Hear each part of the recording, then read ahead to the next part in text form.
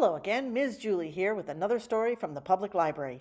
How I Became a Pirate by Melinda Long, illustrated by David Shannon. Pirates have green teeth, when they have any teeth at all.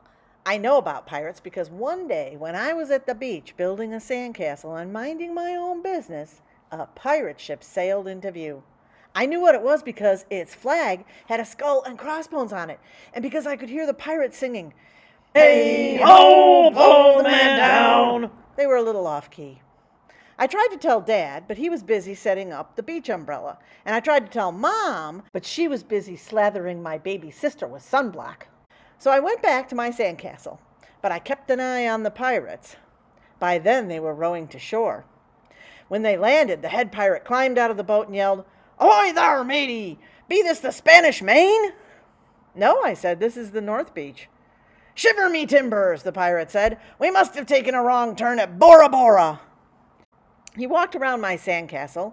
He looked at the moat, then yelled back to his crew, "He's a digger, he is, and a good one to boot." "A good one to boot," the others agreed. "What be your name, matey?" the head pirate asked. "Jeremy Jacob, sir," I told him.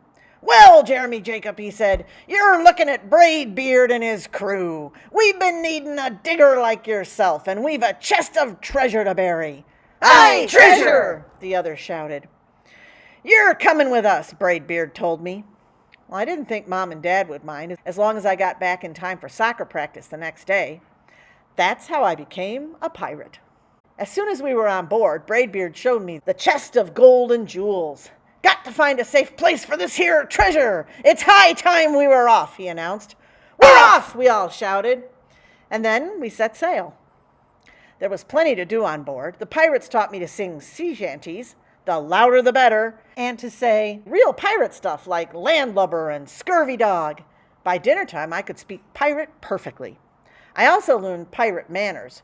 Braidbeard pounded his fist on the table and yelled, "Down the hatch, me laddies!" "Down the hatch!" we all shouted. Braidbeard gulped his food and said, "Hand over the meat!" "The meat!" we all roared. Nobody told us to finish our spinach, there wasn't any, or to chew up our carrots. They weren't allowed on board. We talked with our mouths full, and nobody said please or thank you. After dinner, I tried to teach the pirates to play soccer. Braidbeard kicked the ball and yelled, "Arg, soccer! Arg, soccer!" the crew yelled. Then everybody dove for the ball at once, and it rolled right off the deck. "After it, me hearties!" Braidbeard commanded. "After it?" we all whispered. We fought over who would go get the ball, but it didn't matter anyway, because a shark came along and swallowed it in one gulp. So much for soccer. By now it was past my bedtime, but nobody tells pirates to go to bed, or to take a bath, or to brush their teeth. Maybe that's why their teeth are green. Pirates sleep with one eye open, just in case, and they don't change into pajamas unless they want to. Pirates don't do anything they don't want to, except for maybe swabbing the decks. I wanted to be a pirate forever. But then I found out what else they don't do. When I couldn't stay awake any longer, I asked Braidbeard to tuck me in and read me a story. "Tuck you in!" he bellowed. "Pirates don't tuck in!" "No tucking!" the crew cried. The only thing they had to read was a map. "Don't you have any books?" I asked. Braidbeard looked confused. "Books?" I didn't even bother to ask about a good night kiss. It wasn't easy to fall asleep without a story, but I was finally dozing off when a storm broke. Thunder boomed and lightning flashed, and I tried to hide under the covers as waves slammed up against the ship, but I kept falling out of my hammock. I couldn't find anyone in the cabin. They were all on deck. "Lower the sails!" Braidbeard shouted. "Batten down the hatches!" Everybody ran around yelling and lowering and battening. Nobody even had time to sit close to me and tell me it would be over soon. Nobody even noticed me. I decided I didn't want to be a pirate after all. Just then, flash, crash, crack! Lightning hit the mast and split it right down the middle. "What'll we do now?" yelled one of the pirates. "We'll have to turn back," called another. "But the treasure!" hollered Braidbeard. "Where will we bury the treasure?"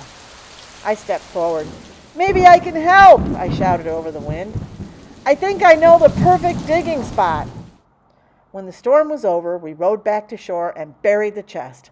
We drew a map so that we could find the treasure again, but I don't think I'll need it. After that, the pirates repaired the ship and got ready to set sail. Before they left, Braidbeard handed me a flag and said, "You make a fine pirate, Jeremy Jacob. Guard that treasure well, and we'll be back to get it soon enough." "Soon enough!" the crew repeated. "And if you ever need us," Braidbeard added, "just run the Jolly Roger up yonder pole." "Up yonder pole!" the others shouted. And maybe I will, but not today. I have soccer practice. I hope you enjoyed How I Became a Pirate and come back for more stories and crafts from the public library. Thank you.